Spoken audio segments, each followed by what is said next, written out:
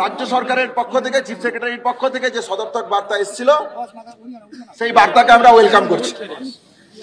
আমরা মুখ্যমন্ত্রীর সাথে দেখা করতে চাই। 4:45 মিনিটের মধ্যে ওনারা যেতে বলেছেন। আমাদের যা বলার সেটা আমরা মেল করেছি।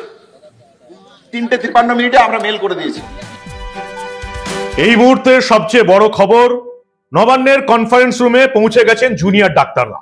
বৈঠক হচ্ছে, কিন্তু গোটা বাংলার মানুষের যেটা দাবি ছিল, মমতার স্বাস্থ্যে কি আদৌ সাফাই হবে?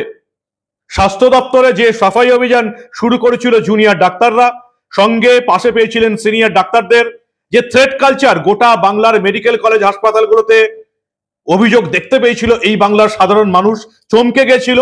যে সরকারি মেডিকেল কলেজ হাসপাতালগুলোতেও থ্রেট কালচার, তৃণমূলীরা ভয় দেখাবে ডাক্তারদের ফেল করিয়ে দেওয়া হবে, অযোগ্যদের বেশি নাম্বার পাইয়ে দেওয়া হবে। ডাক্তারি ক্ষেত্রে মমতার স্বাস্থ্যে কি সাফাই হবে? অনেক দর কষাকষি হলো, আপনারা দেখলেন। এ ইমেল করলো, ও ইমেল করলো, মেলামেলি শুরু হলো। তারপরে আবার আজকে দেখলাম দুদিন রাত জাগার পর, দুটো রাত স্বাস্থ্য ভবনের সামনে বসে থাকার পর আবার মুখ্য সচিবের মেল এলো, 15 জনকে আসতে হবে এবং লাইভ টেলিকাস্ট করা যাবে না। দুটো দাবি মানলেন না। অন্যদিকে জুনিয়ররা আবার বলছেন সাংবাদিক সম্মেলন করে যে আমরা নবান্নতে যাব বৈঠক করতে, আমাদের সদিচ্ছা আছে এটা প্রমাণ করতে। আর কি বললেন তারা? কিভাবে বৈঠক হতে পারে, বৈঠকে কি কি উঠে আসতে পারে? কিন্তু সবচেয়ে যেটা এই বাংলার মানুষের সবচেয়ে বড় প্রশ্ন, স্বাস্থ্যে কি সাফাই অভিযান চালু রাখতে পারবে জুনিয়র ডাক্তাররা? এই প্রতিবেদন শেষ অবধি দেখুন। আমি মানব, তার নিউজ বাংলায় আপনাদের স্বাগত জানাচ্ছি। এই প্রতিবেদন যখন করতে বসেছি তখন অলরেডি নবান্নের কনফারেন্স রুমে পৌঁছে গেছেন জুনিয়র ডাক্তাররা। বৈঠক শুরু হবে বলে মমতা বন্দ্যোপাধ্যায় নিজে থাকবেন।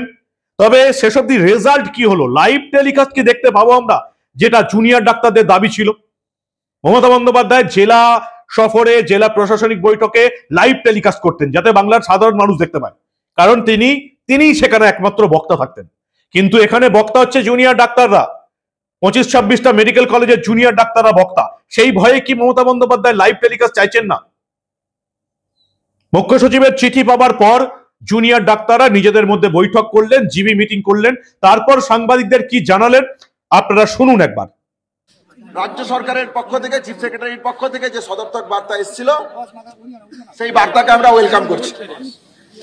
আমরা মুখ্যমন্ত্রীর সাথে দেখা করতে চাই। 4:45 মিনিটের মধ্যে ওনারা যেতে বলেছেন। আমাদের যা বলার সেটা আমরা মেল করেছি। 3:53 মিনিটে আমরা মেল করে দিয়েছি। পাশাপাশি এটা বলছি, আমরা অবশ্যই যাব, কিন্তু আমাদের যা পদক্ষেপ ছিল, যা পথ ছিল, সেই পথেই থাকছে।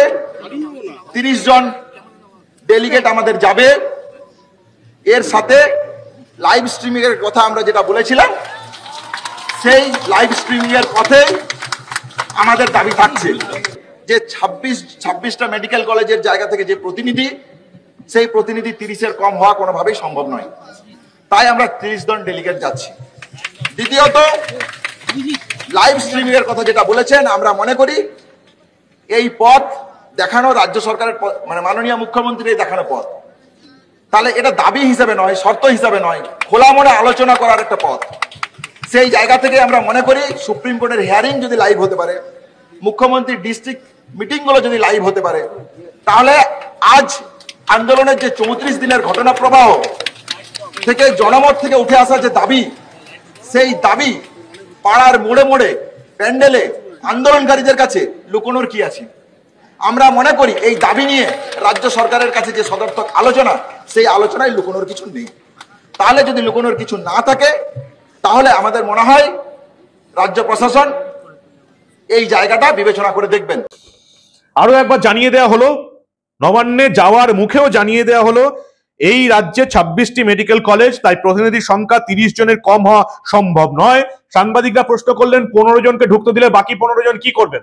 সেটার উত্তর জুনিয়র ডাক্তাররা ঠিক করে দিতে পারলেন না। তারা বললেন ওখানেই তারা থাকবেন। সাংবাদিকদের অ্যালাউ করা হবে কিনা সেটাই সবচেয়ে বড় প্রশ্ন। কিন্তু আপাতত বৈঠক হচ্ছে। মমতা বন্দ্যোপাধ্যায় রাজ্য স্বাস্থ্য দপ্তরে কি সাফাই অভিযান শুরু হবে? জুনিয়র ছাত্রদের যেটা ডিমান্ড ছিল 3 জন স্বাস্থ্যকর্তার পদত্যাগ, সেটা কি আদৌ সম্ভব হবে? মমতা বন্দ্যোপাধ্যায় কি তার স্বাস্থ্যকর্তাদের পদত্যাগ মেনে নেবেন? অনেক প্রশ্ন উঠে এসছে এই কদিনের মধ্যে। ডাক্তাররাও, জুনিয়র ডাক্তাররাও জানিয়েছেন যে নবান্নে বৈঠকে যাচ্ছে মানেই কিন্তু আমাদের আন্দোলন উঠে যাচ্ছে, এমন কোনো ব্যাপার নয়। স্বাস্থ্য ভবনে এখনো তারা বসে আছেন। যদি নবান্নের আন্দোলন ফলপ্রসূ না হয় তাহলেও তারা স্বাস্থ্য ভবনে বসে থাকবেন। নবান্নের আন্দোলন ফলপ্রসূ হলেও স্বাস্থ্য ভবন থেকে হয়তো আন্দোলন উঠতে পারে, কিন্তু আরজি করের সামনে আন্দোলন থাকবে যতক্ষণ না বিচার পাচ্ছেন। আপাতত জুনিয়র ডাক্তাররা এমন একটা সিদ্ধান্ত জানিয়েছেন। সিনিয়র ডাক্তাররা পরিষ্কার জানিয়ে দিয়েছেন কোন জুনিয়র ডাক্তারের বিরুদ্ধে ব্যবস্থা নিলেই তারা গোটা রাজ্যের সমস্ত সরকারি বেসরকারি হাসপাতাল অচল করে দেবেন, স্বাস্থ্য ব্যবস্থা ধসে পড়বে। ফলে মমতার স্বাস্থ্য দপ্তরকেও যেমন পেছোতে হলো, তেমনি আবার আজকে মমতা বন্দ্যোপাধ্যায়ের নির্দেশে রাজ্যের স্বাস্থ্য শিক্ষা অধিকর্তা, যার পদত্যাগ চেয়েছে জুনিয়র ডাক্তাররা, তিনি আবার সমস্ত মেডিকেল কলেজের প্রিন্সিপালদের কাছ থেকে খবর নিয়েছেন, লিখিত চিঠি পাঠিয়েছেন যে কোন কোন জুনিয়র ডাক্তাররা কাজ করছে সুপ্রিম কোর্টের নির্দেশের পর, আর কারা কাজ করছে না সুপ্রিম কোর্টের নির্দেশের পর, সেই লিস্ট পাঠাতে। মমতা বন্দ্যোপাধ্যায় কি ছোট্ট করে ভয় দেখিয়ে দিলেন, যার জন্য ভয় পেয়ে গেলেন জুনিয়র ডাক্তাররা, এবং সেজন্য দর কষাকষিতে হেরে গিয়েও তারা নবান্নে পৌঁছে গেলেন। এই সবকিছু আমরা জানতে পারবো নবান্নের বৈঠকের পর, জুনিয়র ডাক্তাররা যখন সাংবাদিক সম্মেলন করবেন। আপাতত এখনকার এটাই আপডেট। নবান্নের কনফারেন্স রুমে বৈঠক শুরু হবে, কতজনকে ঢুকতে দেন এবং লাইভ স্ট্রিমিং হয় কি না সেটা তো আপনারা কিছুক্ষণ পরেই জানতে পারবেন। দেখতে থাকুন দা নিউজ বাংলা। আমরা আরজি করের এই ধরনের কোনো ঘটনা চেপে রাখতে দেব না।